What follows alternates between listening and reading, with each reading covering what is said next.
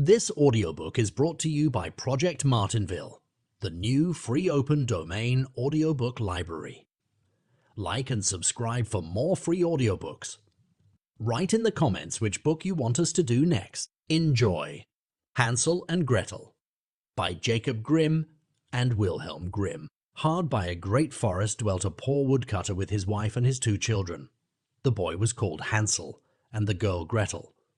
He had little to bite and to break, and once when great dearth fell on the land, he could no longer procure even daily bread.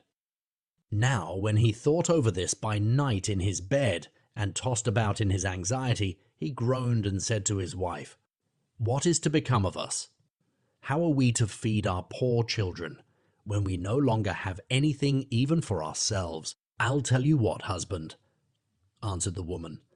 "Early tomorrow morning we will take the children out into the forest to where it is the thickest. There we will light a fire for them, and give each of them 1 more piece of bread, and then we will go to our work and leave them alone.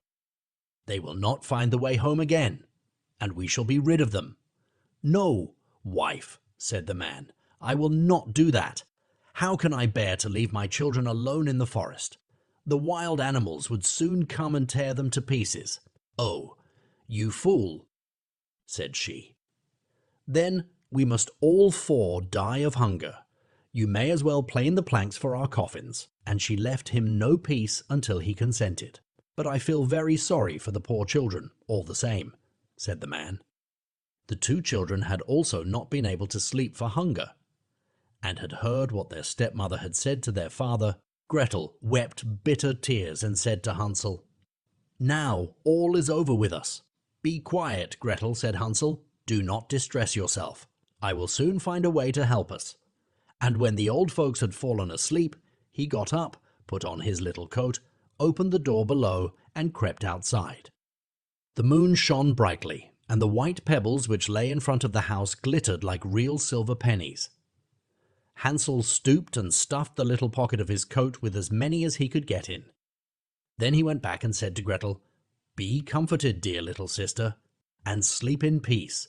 God will not forsake us." And he lay down again in his bed. When day dawned, but before the sun had risen, the woman came and awoke the 2 children, saying, "Get up, you sluggards. We are going into the forest to fetch wood."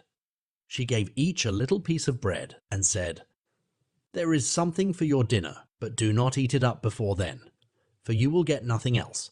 Gretel took the bread under her apron, as Hansel had the pebbles in his pocket. Then they all set out together on the way to the forest. When they had walked a short time, Hansel stood still and peeped back at the house, and did so again and again.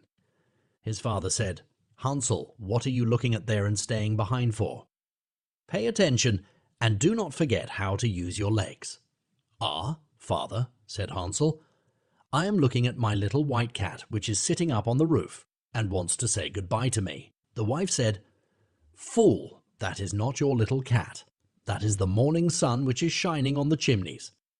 Hansel, however, had not been looking back at the cat, but had been constantly throwing one of the white pebble stones out of his pocket on the road. When they had reached the middle of the forest, the father said, "Now, children, pile up some wood, and I will light a fire that you may not be cold." Hansel and Gretel gathered brushwood together as high as a little hill. The brushwood was lighted, and when the flames were burning very high, the woman said, "Now, children, lay yourselves down by the fire and rest. We will go into the forest and cut some wood. When we have done, we will come back and fetch you away." Hansel and Gretel sat by the fire, and when noon came, each ate a little piece of bread, and as they heard the strokes of the wood axe, they believed that their father was near. It was not the axe, however, but a branch which he had fastened to a withered tree, which the wind was blowing backwards and forwards. And as they had been sitting such a long time, their eyes closed with fatigue, and they fell fast asleep. When at last they awoke, it was already dark night. Gretel began to cry and said, "How are we to get out of the forest now?" But Hansel comforted her and said, "Just wait a little until the moon has risen, and then we will soon find the way." And when the full moon had risen, Hansel took his little sister by the hand and followed the pebbles which shone like newly coined silver pieces and showed them the way. They walked the whole night long, and by break of day came once more to their father's house. They knocked at the door, and when the woman opened it and saw that it was Hansel and Gretel, she said, "You naughty children, why have you slept so long in the forest? We thought you were never coming back at all." The father, however, rejoiced, for it had cut him to the heart to leave them behind alone. Not long afterwards, there was once more great dearth throughout the land, and the children heard their mother saying at night to their father, "Everything is eaten again, we have one half loaf left, and that is the end. The children must go. We will take them farther into the wood, so that they will not find their way out again. There is no other means of saving ourselves." The man's heart was heavy, and he thought, "It would be better for you to share the last mouthful with your children." The woman, however, would listen to nothing that he had to say, but scolded and reproached him. He who says A must say B likewise, and as he had yielded the first time, he had to do so a second time also.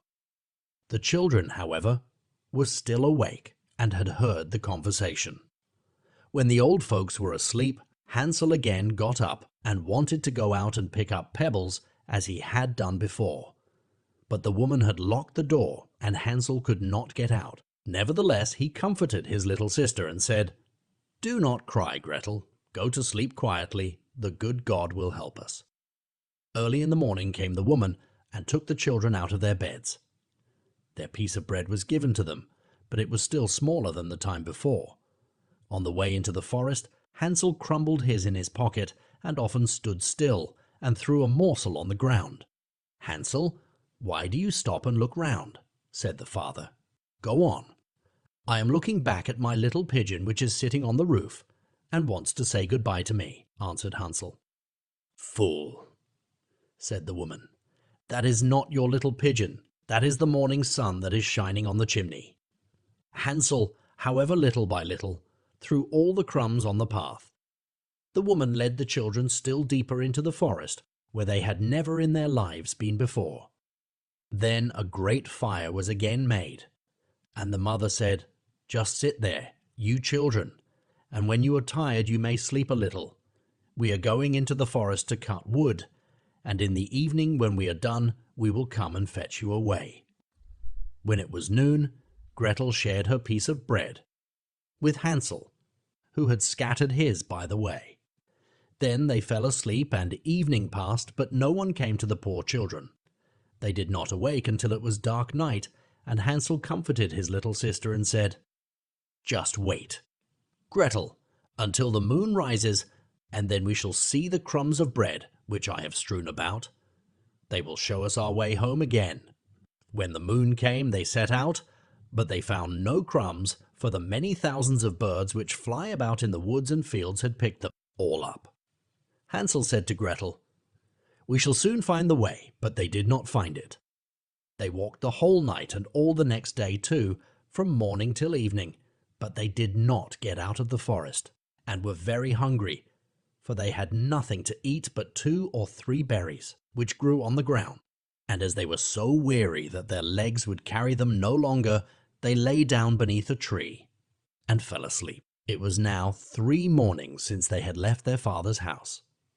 They began to walk again, but they always came deeper into the forest, and if help did not come soon, they must die of hunger and weariness. When it was midday, they saw a beautiful snow-white bird sitting on a bough, which sang so delightfully that they stood still and listened to it.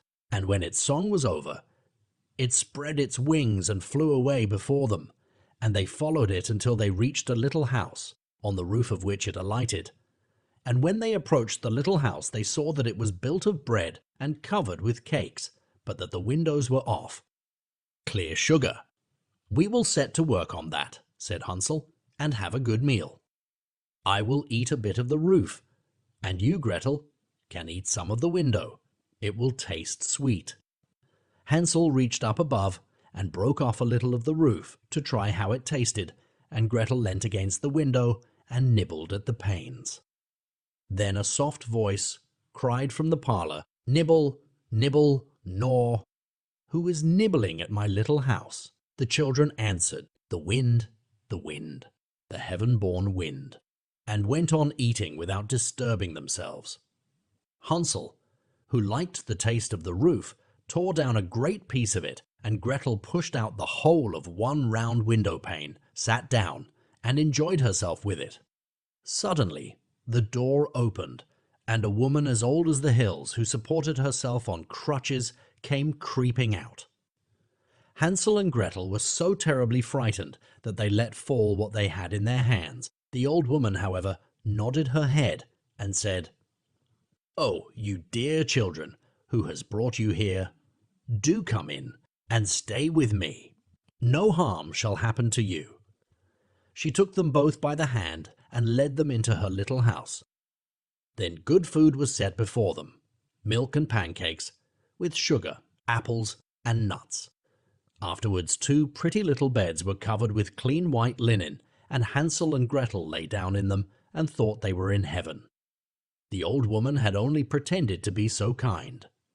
She was in reality a wicked witch, who lay in wait for children, and had only built the little house of bread in order to entice them there. When a child fell into her power, she killed it, cooked, and ate it. And that was a feast day with her. Witches have red eyes and cannot see far, but they have a keen scent like the beasts and are aware when human beings draw near. When Hansel and Gretel came into her neighborhood, she laughed with malice and said mockingly, "I have them. They shall not escape me again." Early in the morning, before the children were awake, she was already up, and when she saw both of them sleeping and looking so pretty, with their plump and rosy cheeks, she muttered to herself, "That will be a dainty mouthful." Then she seized Hansel with her shriveled hand, carried him into a little stable, and locked him in behind a grated door. Scream as he might, it would not help him. Then she went to Gretel, shook her till she awoke, and cried, "Get up, lazy thing! Fetch some water, and cook something good for your brother. He is in the stable outside, and is to be made fat. When he is fat, I will eat him." Gretel began to weep bitterly, but it was all in vain, for she was forced to do what the wicked witch commanded. And now the best food was cooked for poor Hansel, but Gretel got nothing but crab shells. Every morning the woman crept to the little stable and cried, "Hansel, stretch out your finger that I may feel if you will soon be fat." Hansel, however, stretched out a little bone to her, and the old woman, who had dim eyes, could not see it, and thought it was Hansel's finger, and was astonished that there was no way of fattening him. When 4 weeks had gone by, and Hansel still remained thin, she was seized with impatience, and would not wait any longer. "Now, then, Gretel," she cried to the girl, "stir yourself, and bring some water. Let Hansel be fat or lean.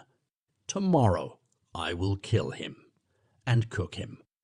Ah, how the poor little sister did lament when she had to fetch the water, and how her tears did flow down her cheeks. "Dear God, do help us!" she cried. "If the wild beasts in the forest had but devoured us, we should at any rate have died together." "Just keep your noise to yourself," said the old woman. "It won't help you at all." Early in the morning, Gretel had to go out and hang up the cauldron with the water, and light the fire. "We will bake first," said the old woman. "I have already heated the oven, and kneaded the dough." She pushed poor Gretel out to the oven, from which flames of fire were already darting. "Creep in," said the witch, "and see if it is properly heated, so that we can put the bread in." And once Gretel was inside, she intended to shut the oven and let her bake in it, and then she would eat her too. But Gretel saw what she had in mind, and said, "I do not know how I am to do it. How do I get in?" "Silly goose," said the old woman. "The door is big enough. Just look, I can get in myself." And she crept up and thrust her head into the oven. Then Gretel gave her a push that drove her far into it, and shut the iron door, and fastened the bolt. Oh, Then she began to howl quite horribly, but Gretel ran away and the godless witch was miserably burnt to death. Gretel, however, ran like lightning to Hansel, opened his little stable, and cried, "Hansel, we are saved. The old witch is dead." Then Hansel sprang like a bird from its cage when the door is opened.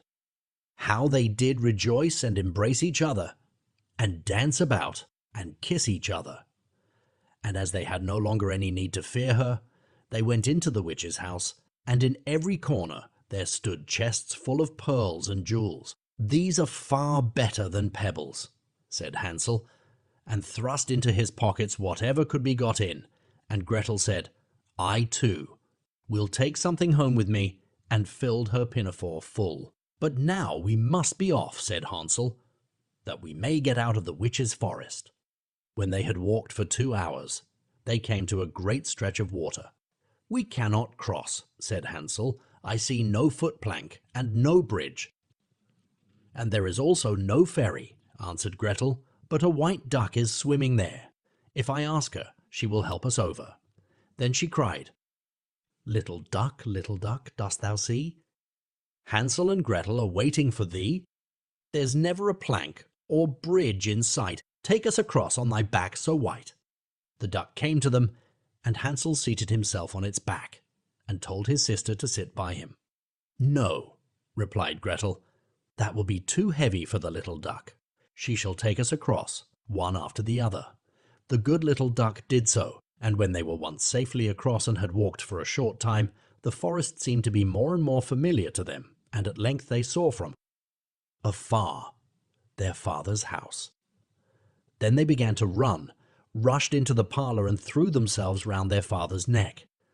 The man had not known one happy hour since he had left the children in the forest. The woman, however, was dead.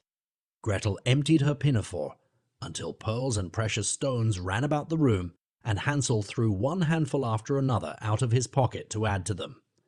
Then all anxiety was at an end, and they lived together in perfect happiness. My tale is done. There runs a mouse. Whosoever catches it may make himself a big fur cap out of it.